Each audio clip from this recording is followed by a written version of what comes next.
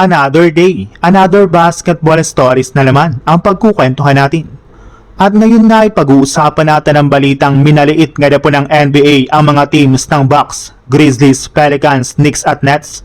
At ang kalalabas pa lang na balita na posibleng may done deal na po agad ngayong offseason, ang Golden State Warriors.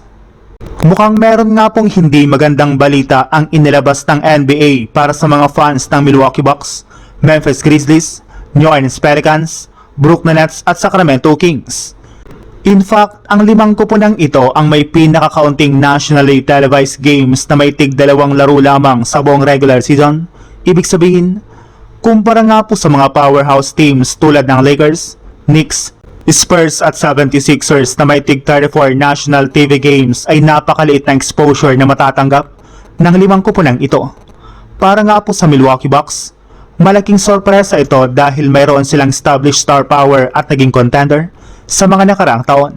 Samantalang ang Grizzlies at Pelicans ay parehong umaasa na makabalik sa playoff picture, habang ang Kings at Nets ay sinusubukang bumuo ng mas competitive na roster.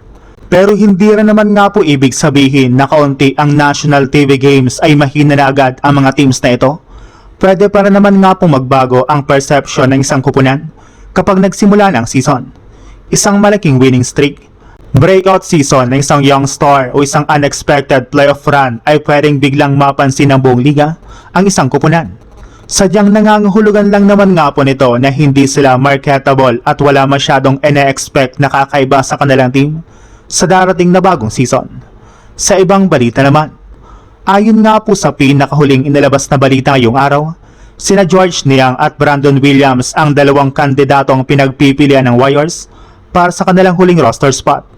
Parehong may kanya-kanyang strengths rin naman nga pong 2 players na ito. Si George Niang ay isang veteranong forward na kilala sa kanyang outside shooting at experience, habang si Brandon Williams naman ay isang guard na may kakayahang gumawa ng sariling opensa at magbigay ng dagdag na scoring.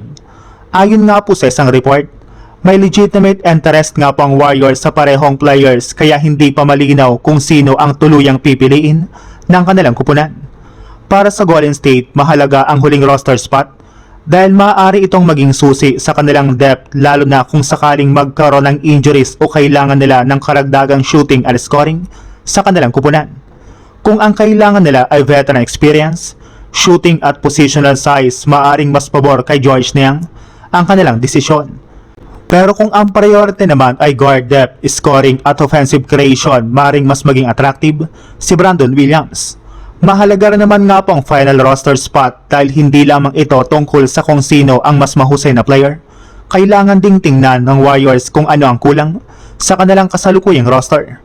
Mayroon na nga po silang mga pangunahing scorers at playmakers, pero sa isang mahabang NBA season, napakahalaga ng depth. Gayong kapag may nagkaroon ng injury o foul trouble ang kanilang mga pangunahing players, kailangan nilang magkaroon ng reliable players na kayang pumasok at gumawa ng trabaho.